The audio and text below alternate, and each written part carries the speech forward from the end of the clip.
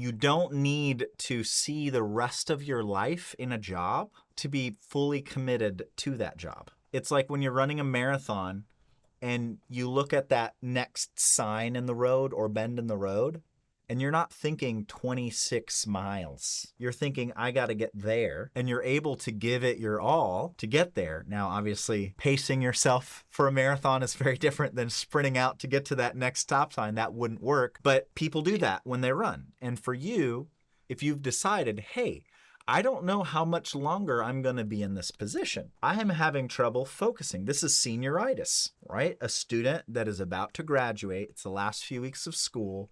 Let's say the grades have already happened.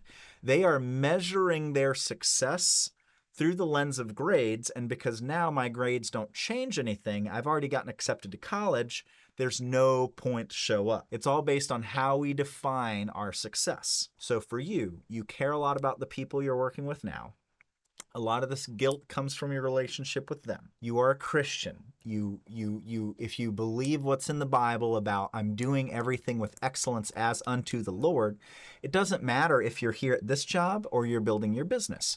Who you are, your identity is someone of excellence. So again, if I'm not giving 150% because I don't see my lifetime with this job, the problem is where you're defining that identity. Right? If you're just like, oh, I'm just doing this to pass the time until I get this other stuff taken care of, then delete, get rid of it, move on, right? But if there's value and purpose to this job, I need to make some extra income here. And I feel a duty that I need to carry out the mission in which I was hired for the time being until I can transition. Then do those things with excellence. And don't beat yourself up that you're not going to be here 5 years from now.